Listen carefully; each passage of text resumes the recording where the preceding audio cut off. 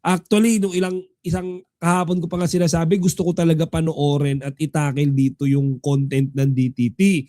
Kaso kayo naman sinasabi nyo, wag nang patulan ka chika, dagdag views and all. Gusto kong makita kasi gusto kong malaman kung ano ba yung sinasabi nilang nakaka-offend sa Kim Pao. Kasi itong mga idols natin, mga chika, walang kalaban-laban yan. Hindi nila alam, di ko nga alam kung umaabot baka sa kanila yung mga bashing na ginagawa ng DTT. O yan, sabi dito, yes, ang sabi gimmick lang daw yung pag-iyak ni Kimi doon sa interview ni MJ Felipe.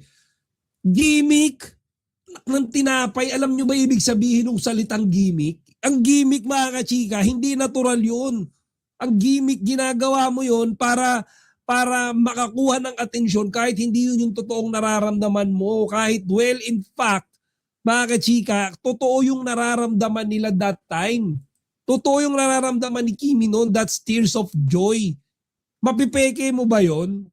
Lagi namin pinag-uusapan ang babaitang ito. E paano nga yung pag-uusapan ang babaitang ito? Ang galing-galing gumawa ng mga paawa, ng mga gimmick, paiyak-iyak Emirut. Ay, paiyak-iyak lang daw, oh. Magpakatotoo ka nga. Alam mo naman palakit butas ka, no? Mare, ikaw na nga magkwento nito in burn ake. Taas ng fears. Taas ng fears. Taas ng emotion, my diba? God. Kasi gusto ko yan, di nga lang ako maiyak. Diba? Kasi baka sabihin ginagaya natin pati pag-iyak niya. Ay, she's the only one. Diba? So what say like you? That. Is there crying for real because she's ecstatic that her show is like after a news broadcast, or she's crying crocodile tears because she knows naman na after 2 weeks or 3 weeks or a month or 3 months or so, mailalagay na siya sa mas malayong time slot dahil pang adult ang kanyang bagong serye. Tawag dito, hindi rin. Oh. So sinasabi nila dito mga kachika na umiiyak si Kimi kasi daw pansamantala lang yung time slot ng The Alibay. Di ba? Sabi nila dito, sinasabi lang daw ni Kimi yung ganong mga kaputyo-putyohan, yung tipong drama lang. Kasi kumbaga natatakot si Kimi na pagdating ng araw, mawala din sa kanila yung prime time slot ni Coco Martin. Parang ganun yun eh. Diba? So, pakinggan natin. Tignan niyo yung itsura, oh. For all you know, talagang doon na siya sa sa time slot na yun. For all you know, it will take 1 month, 3 months for the new Coco show to to appear. To air. So baka kampante na siya doon. Kaya lang, she acknowledged that that time slot at 8 p.m. was a Coco time slot. Coco time slot yun. Mm-hmm. So, she was baffled by the fact na her show was placed in the time slot, the premiere time slot, which Coco lorded for 10 years or so. Di ba? Kaya siya naiyak during her interview na si Kuya Coco niya overwhelmed na she got emotional. Well, at tapos her ganyan mga paandar. Tanda ko pa yung bawal lumabas. Paandar. Pati yung bawal lumabas, tinatandaan pa niya rito. Etong ang jukling na to, hindi ko na matandaan kung sino ba to eh. Sino ba to? Tanda ko pa rin yung mga pagkakataon. Yung panahon na may rumatrat sa kanya ng mga bala. Diba? Na hanggang ngayon, hindi natin na malaman kung sino ba talaga ang gumawa. No? Nakalimutan na lang ng lahat. So, itong bago niyang pag-iyak na to, well, may bago. Bagong iyak siya. Bagong iyak. Pero umiiyak-iyak ka dahil kinakabahan ka na baka mamaya yung mga loyal audiences ni Coco, hindi ka panoorin. Ay, may loyal audience din mo sila. Yung Kim Pao. Grabe na. Ayoko na rin. Ayoko na. Dito na tayo sa Ray Pumalang. Okay, ayoko na. Naiinis ako. Gusto ko gusto ko mong gulpe. Kaya yan po yung Alwin na sumasagot sa comments ko. Ako, Madam Jagdi, English ka pa yan. Nakakabuisit eh. Gigigil ako eh, di ba? Ayan, panoorin na. Kim Chiu at Paolo Avellino kinasasabikan sa ayuda may ganap na bagong pakilig sa Kim Pao. Sabik na ang Kim Paulandia na makasilip man lang ng ganap ng dalawa sa Yan, so Kim Chiu at Paolo Avellino kinasasabikan na sa ayuda. Okay, so ayan. social media. Wala pa sina Kim at Pao sa Pilipinas at umaasa ang mga panay na ini-enjoy nila ang isa't isa.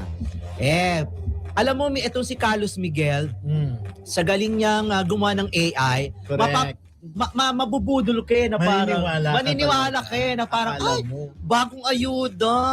Pero hindi. AI lang pala yon kaya ikaw, Carlos Miguel, nakakatulong ka rin para Ibsan. ibsan ang pananabik at lungkot ng Kim Paulandia. Oo nga, bakit nga ba Donna May? Bilang ikaw naman ay Hindi malapit na malapit sa dalawang ito kay Kim. Wow. Hindi pa ako nagtatanong sa Corpcom ng kabilang istasyon. But anyways, this is the longest so far or by far na talagang hindi Walang nag-update si Kim kasi si Oo. Kim ang dami niyang obligasyon. Kaya nga mga kachika, hanggang ngayon tinatanong ko pa rin to sa sarili ko. Ano kaya talaga nangyari kay Kimi na sobrang tagal walang paramdam? Nagpa-opera ba siya? May emergency ba? Nagkasakit?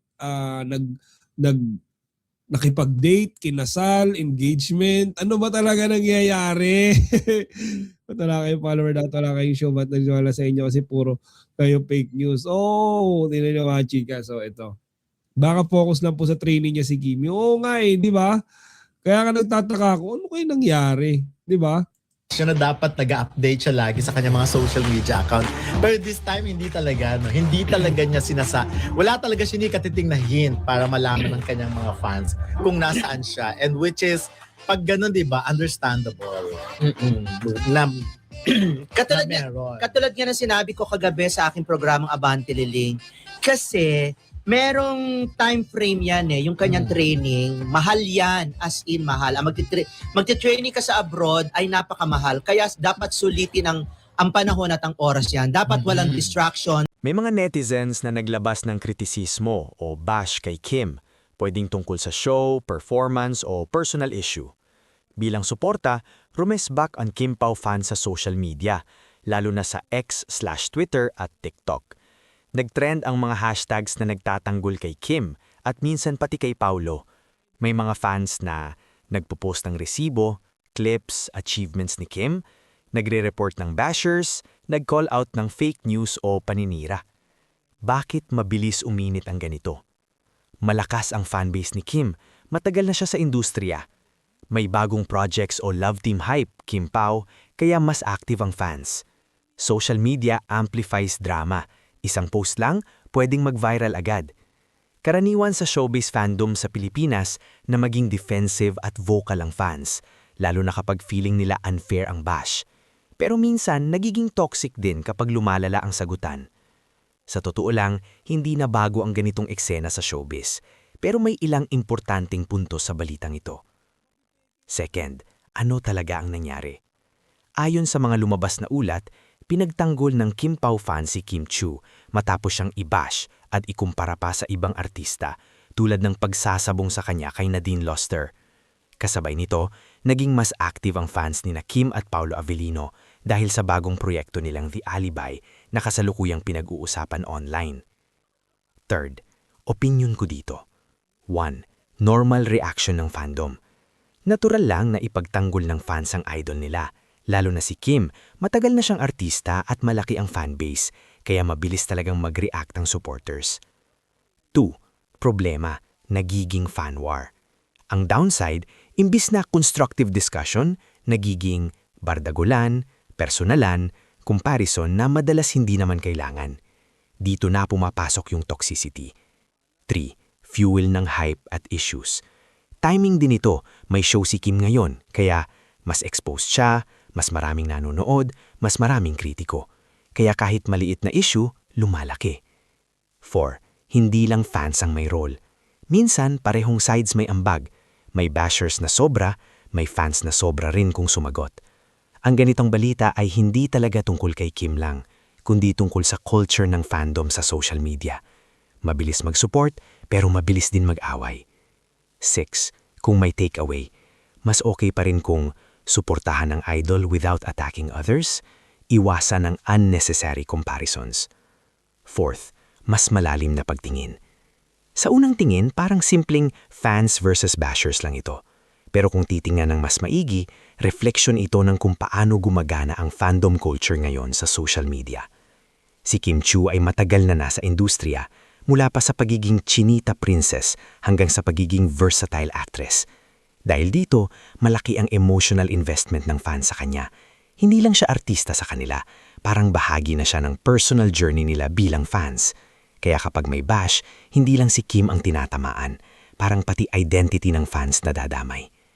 5. Bakit ganun ka-intense ang reaksyon ng fans? 1. Protective instinct.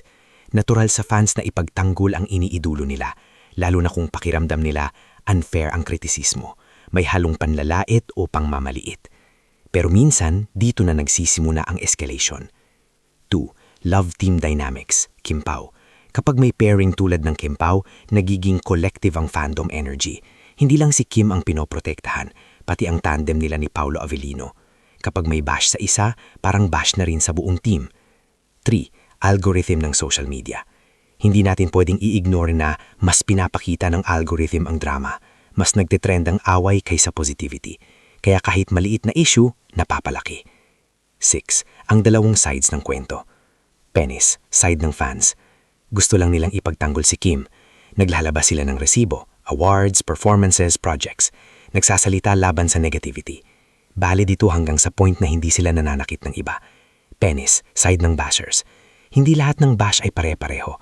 May legitimate criticism, acting, project choices, etc. May pure hate, panlalait, pangmamaliit.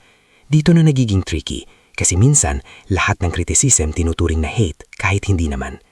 6. Ang problema kapag nagiging toxic. Dito na nagiging concerning ang ganitong sitwasyon. Nagiging personalan ang usapan. Nadadamay ang ibang artista like unnecessary comparisons. Lumalala ang fan wars. Nawawala ang tunay na issue, quality ng work, etc. At ang pinaka-importante, nawawala ang healthy discussion. 6. Bigger picture. Ito ang pinaka-importante. Ang balitang ito ay hindi tungkol kay Kim at Paolo lang. Ito ay tungkol sa digital behavior ng tao. Mas matapang ang mga tao online kaysa sa totoong buhay. Validation culture. Fans seek validation by defending idols, bashers seek attention through controversy. Entertainment as identity. Sa Pilipinas, malakas ang kapit ng showbiz sa emosyon ng tao, kaya nagiging personal ang lahat. Hindi mali ang magmahal ng artista, ipagtanggol ang idol. Pero nagiging mali kapag nananakit na ng iba, nawawala na ang respeto, ginagawang kompetisyon ng lahat. Sa dulo, si Kim Chiu ay patuloy pa rin sa karir niya, at ang ingay online lilipas din. Mas maganda kung ang energy ng fans ay mapunta sa pagsuporta sa projects, pag-celebrate ng achievements, hindi sa pakikipag-away. Marami pang pwedeng idagdag dito kung lalagyan natin ng mas malawak na konteksto, hindi lang sa issue mismo, kundi sa epekto nito sa industriya at sa audience. 5. Epekto sa career ni Kim Chiu. Sa ganitong mga sitwasyon, hindi lang ito simpleng issue. May positive at negative impact ito. Positive, mas nagiging visible siya. Publicity is publicity.